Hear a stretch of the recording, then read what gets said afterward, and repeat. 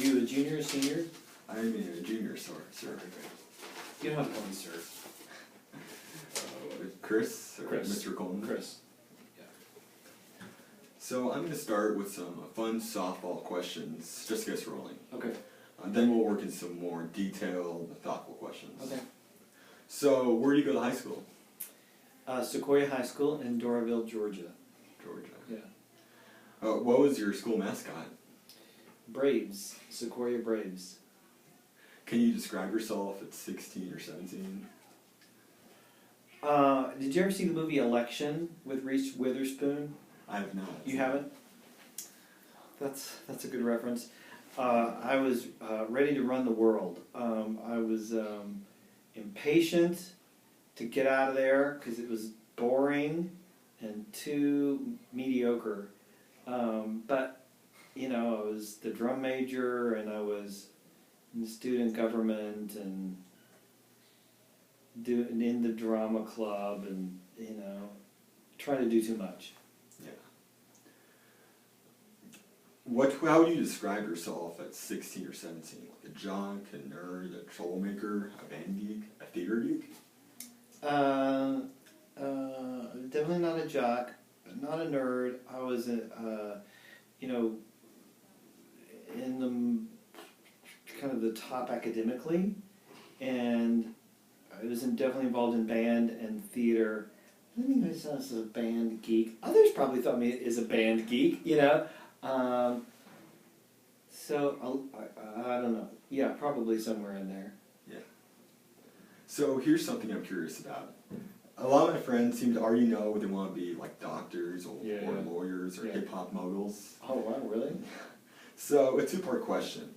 What do you say to kids like me who haven't figured out the path we want to follow? Meaning, how important is it for us to decide as 16, 17, 18-year-old high school kids what we want to do with our lives? And when did you decide that theater was what you want to pursue? You know, I really think it comes at different moments for different people. And at 16, 17, 18, I was torn between being an actor or a teacher or a preacher. I really thought I was going to be a missionary. And that's when I went to college, I thought I was going to be a missionary. And it wasn't until maybe middle of my sophomore year that I realized I was obsessed with the theater. But like for my brother, you know, we didn't think he would ever finish college, but he's done extremely well in the business world. But it happened really late for him, and he never really decided what he wanted to do until he had a family, and then things he realized kind of some areas that he was good at. And then I had a very good friend who was like, you know, one of the most talented actresses that I worked with when I was in graduate school, who acted a little bit, and then she became a restaurateur, you know. So I think it happens at different moments for people. If you weren't an artistic director, what do you think you'd be doing with your life? I'd be the mayor. Or I'd be on city council. I'd be in politics, probably. Either that, or I'd be... I wouldn't be a therapist. I think I'd be in politics, probably. I don't know. I have no idea. So, the Greek philosopher Aristotle talked about how the citizens of Athens should aspire to lead what he termed the good life. Mm-hmm. That is, a life filled with kindness, courage, and loyalty. From your experience, what personal traits do you think a high school kid should develop that will help him or her in their lives? Well, first I want to know how you know how to quote Aristotle. I love philosophy, sir. You do? I do. Wow, that's amazing.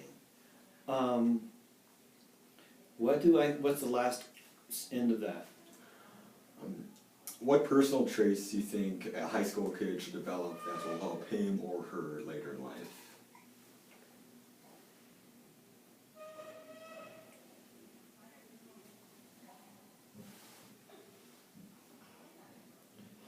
Well, you know, Joseph Campbell says, follow your bliss. And, you know, I think he takes that out of the, you know, the kind of core mythology of the great stories. You know, the great stories are basically telling us, you know, if you veer too far off the path of your passion, bad things tend to happen to you. But as somebody who pursued the arts and seen so many people pursue the arts and struggle economically, it's hard for me to say.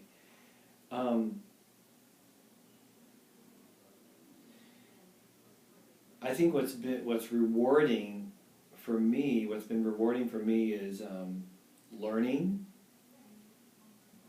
putting myself in situations where I have enough of a knowledge base to understand what's going on, but there's a high enough level of things that I don't understand that it's really interesting and it has my full attention and is a little scary. And I think that is one thing that has allowed me to develop, because I continue to kind of seek situations that would be challenging and that would grow my capacity in a variety of different ways.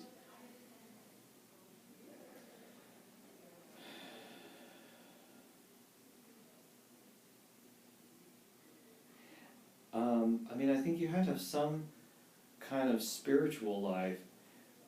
It took me a long time to find out what that meant for me and how that could be integrated into my life in a way that was experiential and not intellectual. But I think you have to find something that allows you to feel purpose, needed, and in a way to replenish yourself. Does that make sense? Yeah. So I'm going to throw out some topics, and like he's a free associate of it. Uh-oh. What were your 16, 17-year-old thoughts on sex? 16, 17, good God. What's your name again? KD. KD. Well, here's the deal, KD. I'm gay. Yes, sir. So at 16, 17, I was like really trying to figure out what was going on. Because I was dating a girl, when I was 19 I thought I might get married, but I still had a lot of desire for men at the time, so I was like, and then I had the whole missionary thing going on, so I was like really conflicted, and I hoped that the gay thing I would grow out of. I had experimented mostly with women, a couple of times with guys by the time I was 17. But there was a fair amount of tension and confusion for me around the topic at the time. Yeah. How about drugs? I was a good Christian boy, so I didn't drink, I didn't do drugs. I didn't do any of that until, I probably drank some in college, but not a lot. But I didn't do any drugs until like I was out of college. And then I made up for lost time, in my 20s. But at 16, 17, no, I was like going to Bible study. How about peer pressure? It didn't mean much to me. I was irritated because my folks were very kind of middle class, not upper middle class, and so I was not the kid who had the Trans Am, I was not the kid who had Adidas, or the labels. We got what we could afford, and there was some embarrassment around that. But in terms of like what I wanted to do or be involved with, I was going to do what I wanted to do. I didn't really care much about what other people thought. Yeah. So how about dealing with adversity? At 16 or 17? Yeah.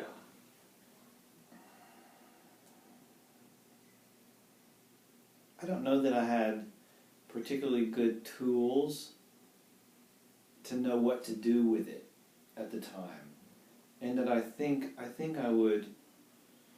my responses at the time were not very healthy. I think I would lash out if I felt rejected or just shut down. So I think it took me a long while to kind of figure out some healthier responses to challenges. So Dan Wine encourages people... Did you make up these questions? Yes, sir. Oh, wow. Thank you. So Dan Wine encourages people in his company to wake up stupid, meaning start every day with a clean slate mind. Marcus Mariota, with all success, like winning the Heisman, as well as his defeats, like losing the national championship, has a saying, don't get too high, don't get too low. Yeah. I'm wondering if you have a motto or saying or a code that represents your approach to life. I don't. That Marcus Mariota quote reminded me of something somebody else said. Oh, I can't remember what it was. No, I don't. I think, you know,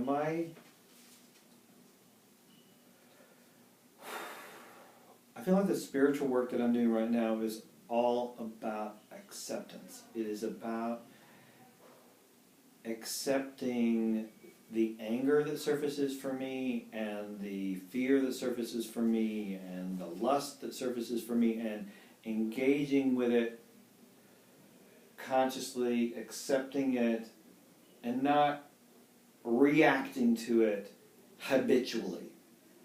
Just kind of building relationship with the stuff that's going on in me and around me. And it is about, and maybe it's related to Dan's statement, it is about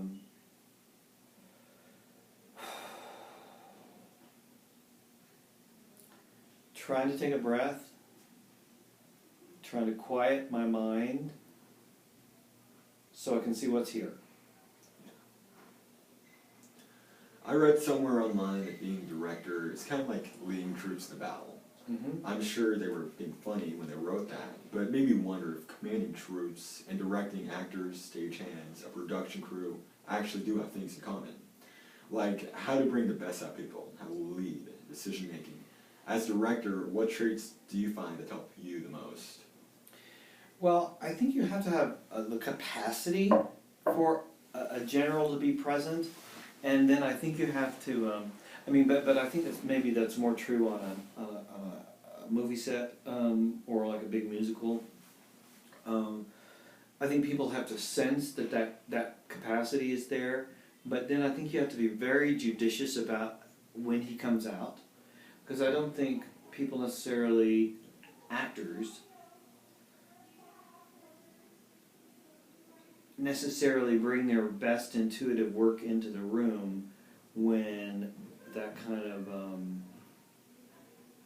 you might call it Zeus energy, is charging forward.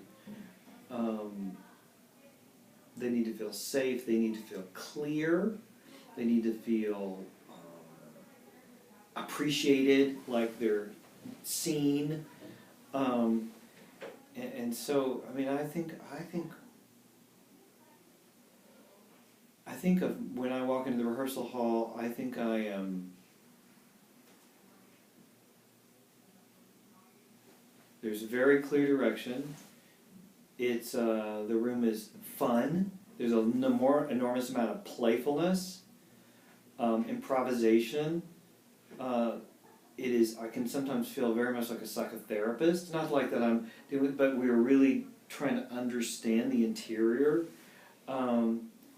So, to me, it is much more about setting up a room where people are free for their best intuitive selves to emerge. Does that make sense? Yeah. Occasionally, you need the capacity to say, like you would to an unruly horse, no! But if the group senses that capacity, you don't have to employ it very often. Do you know what I mean? Yeah. So you've traveled the country, worked with famously creative people, are the artistic director for the Leading Theater in a major U.S. city, and are widely respected by your peers. What truths or pieces of wisdom can you pass on? It could be about anything. Love, life, death, business, family, coping with grief or adversity, coping with success, anything. What can you share with me? Oh, that's just so broad. But, I think maybe what comes to mind is that Obstacles are illusions. And that almost every obstacle can dissolve, can evaporate, can evolve, change form, crumble. And that sometimes it requires, a sledgehammer or a chisel. Most often it requires the assistance of a different relationship, somebody else to, or maybe it requires you just to walk away from it. Take a nap, do something else, forget it. But that almost no obstacle that seems insurmountable is actually insurmountable. That was a humongous learning for me, really, in the creation of this facility. Because there were so many times when it looked impossible. When it looked like it was not going to happen, it was going to fall apart. And same was true like when I was running my theater in Atlanta, there was at least 7 times when it was like, by any logical notion, we would have just shut our doors, And that if you can develop the capacity to bear the anxiety and uncertainty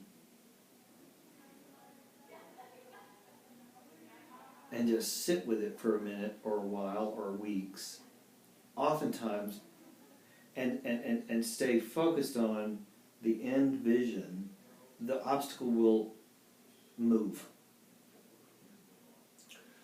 I'm wondering if there are certain aspects of a person's life that should take greater precedence over other aspects, especially people who've achieved great professional success. So, work, love life, family, something else. What has brought to you the greatest satisfaction?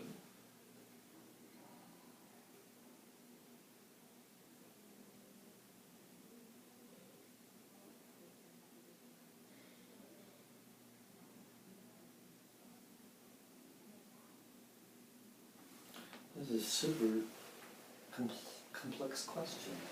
The greatest satisfaction, because I have a fantastic relationship, a fantastic husband, and a home that I love, and 2 dogs. And that's extremely rewarding and satisfying.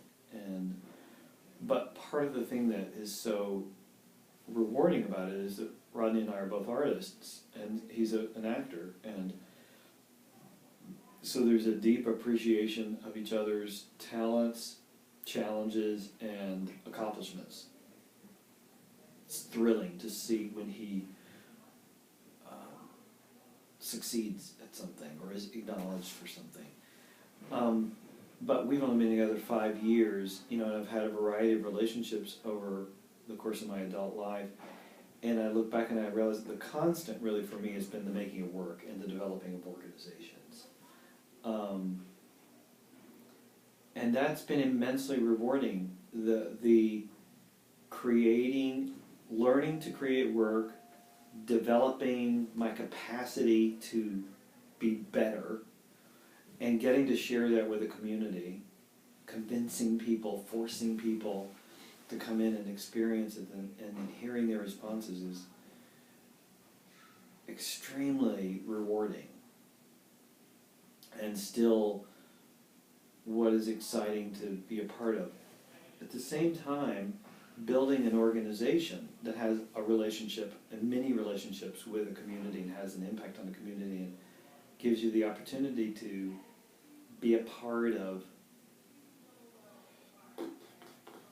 shaping the community's future and values is super stimulating and interesting and frustrating and but very rewarding. So finally, my last question. My dad Thank God. No, okay. So my dad says a successful life is one where I'm happy with myself. He says if I could reach 40 and look at myself in the mirror and not cringe, then I'm halfway there. How would you define a successful life? Well, I don't know so much about happiness. because my experience is that life, everything in the universe is light and shadow. It is up and down, and it is, you know, agony and ecstasy and expansion and contraction and wealth and poverty, and that we're, you know, we're always in movement. We're always shifting, changing, and for me, it's about constantly finding ways to create meaning. You're gonna suffer. There are gonna be times in your life when you're in enormous pain, emotionally, you know, psychically, physically, and times when you're, you know, incredibly ecstatic, and the task is to find a way to listen to it in a way that creates meaning for you. I think.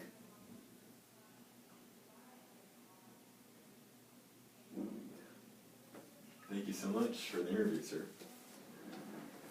I have no idea if that is of any use, but No, I think that was really useful. Unless you want to say something else. I'm not, absolutely not. That's this most odd and interesting interview I've ever had. What is this for? What's this project? I'm setting up a website for teens, just my age, high school age, maybe college age too. Just for just positive wisdom, just. Is this a school project, or is this just something you want to do? Just something I want to do for the community. Wow. Yeah. When's it going to go live? I think in about 2 weeks it's going to be Mr. Wyden's interview and also your interview. Wow. Well, will you please send me a link? That's so interesting. Thank you. Amazing. So what do you want to do for a living? I was maybe thinking of an engineer, maybe. Mhm. Journalism is really interesting to me too.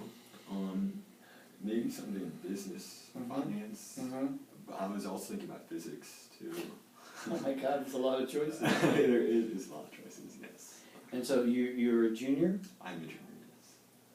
And are your grades crazy good? I think they could be better, of course, but I think they're pretty good, yeah. Good. Amazing. I've never met, you're like, even in your email communication, you're very clear-minded.